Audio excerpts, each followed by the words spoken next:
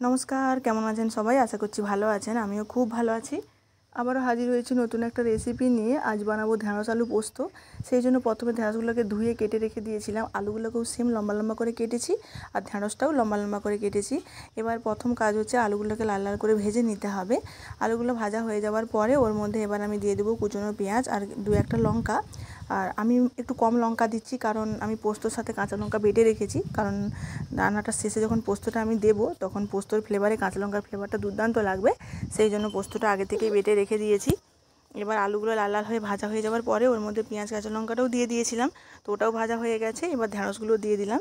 ঢ্যাঁড়সটা দেওয়ার পরে অল্প লবণ দিয়ে খানিকক্ষণ ভাজলেই সেদ্ধ হয়ে যাবে। যাতে পুরো সেদ্ধ হয়ে যায় সেই জন্য একটু চাপা দিয়ে আমি ভাজবো। আর ওর মধ্যে এবার হলুদ গুঁড়ো একটু দিয়ে দিলাম। হলুদ গুঁড়ো অল্প পরিমাণে দিলে আপনারা চাইলে নাও দিতে পারেন, আর আমি একটু হলুদ গুঁড়ো এখানে অ্যাড করছি। দিয়ে কিছুক্ষণ কষিয়ে নেওয়ার পরে এবার প্রয়োজন মতন একটু জল দিয়ে দেবো, যাতে ভালোভাবে ঢ্যাঁড়স আর আলুটা সেদ্ধ হয়ে যায়। আর দেখলাম যে কতটা সেদ্ধ হয়েছে, দেখে নিলাম, দেখলাম অনেকটা সেদ্ধ হয়েই গেছে। এবার লাস্টে পোস্ত বাটাটা দিয়ে দিলাম। পোস্ত বাটা দেওয়ার পরে কিছুক্ষণ নাড়িয়ে চাড়িয়ে নিলেই কিন্তু রেসিপিটা হয়ে যাবে। পোস্ত দেওয়ার পর বেশিক্ষণ ফোটালে কিন্তু পোস্তর ফ্লেভারটা চলে যায়, তাই সবার শেষ মুহূর্তে পোস্তটা দিলে সবথেকে বেশি খেতে ভালো লাগে। আর সমস্ত কিছুটা হয়ে যাওয়ার পরে শেষে একটু সর্ষের তেল দিয়ে নামিয়ে নিলে হয়ে গেল ঢ্যাঁড়স আলু পোস্ত। গরম গরম ভাতের সাথে দুর্দান্ত লাগে। নিরামিষের দিনও আপনারা করতে পারেন, তখন পেঁয়াজটা স্কিপ করে দেবেন। চলো টাটা, বাই বাই। রেসিপিটা কেমন লাগলো অবশ্যই কমেন্টে জানাবেন।